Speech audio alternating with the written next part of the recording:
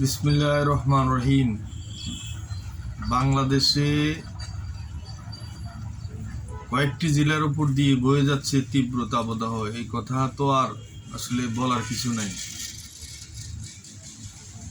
এখন আমাদের প্রয়োজন কি, সেরকম কথা আমরা বারংবারই বলে আসছি।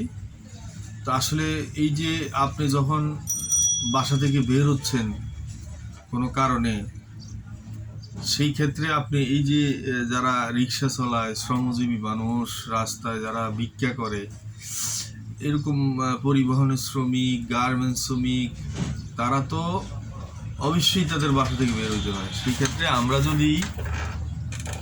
যদি একটু মানবিক দৃষ্টিকোণ থেকে বা মানবিক আচার আচরণ তাদের প্রতি করি, তাহলে আশা করি এই সমন্বিত পদক্ষেপে এই ভয়াবহ তাপদাহ বা তাপমাত্রার উচ্চ বৃদ্ধিতে মানুষের যে কষ্টগুলো, এটা সামান্য হইলেও আমরা লাঘব করতে পারি। বিশেষ করে আমরা যদি কোনো গরিব অসহায়কে একটু পানির ব্যবস্থা করে দিতে পারি, বা একটা ছাতা আপনি সম্ভব হইলে করে দিতে পারেন, অথবা একটু ঠান্ডা পানি কিংবা একটু শরবত ইত্যাদি কার্যক্রম সারা বাংলাদেশে অবশ্য অনেক হৃদয়বান মানুষ করতেছে।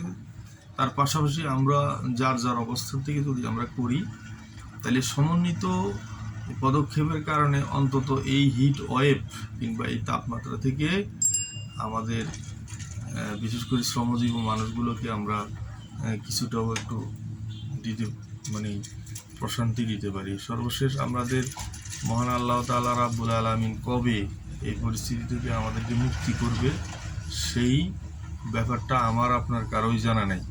প্রতিদিন অনেকেই আমরা টেলিভিশন কিংবা ওই ধরনের এই যে খবর, নিউজ, ইউটিউব লাইভ নিউজ, বিভিন্ন নিউজের প্রতি আমরা খেয়াল করি যে কি হয়, পরবর্তীতে কি হয়। সকালে প্রতিটা ঘন্টায় আমরা তাপমাত্রার এই এখন কি অবস্থা, এইভাবে আমরা দেখছি বা খবর নিচ্ছি। আসলে আদলে ওই যে উপরওয়ালা বা সৃষ্টিকর্তা, উনি যেটা করবে সেটাই, আমরা তো আর কিছু করতে পারবো না। আমরা থার্ড ওয়ার্ল্ডের মানুষ, প্রযুক্তি অনেকটা আগাইলো, এখনো ওই ধারে কাছে নাই।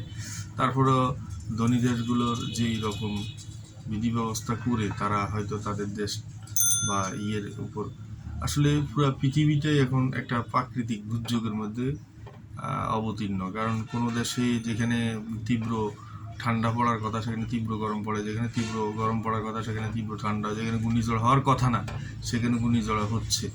এই যে একটা বৈশ্বিক পরিবর্তন, এটার সাথে খাওয়িয়ে নেওয়ার জন্য আমাদেরকে প্রস্তুত থাকতে হবে এবং মহান আল্লাহ তাআলার কাছ থেকে এই সমস্ত কষ্ট লাঘবের জন্য আমরা প্রার্থনা করতে হবে। যার যে ধর্ম অনুসারে সে প্রার্থনা করবে বা আমরা আমাদের ধর্ম অনুসারে প্রার্থনা করব। আল্লাহ পাক রাব্বিল আলামিন হয়তো আমাদেরকে এর থেকে নিস্তার দিবে। আল্লাহ হাফেজ। আসসালামু আলাইকুম।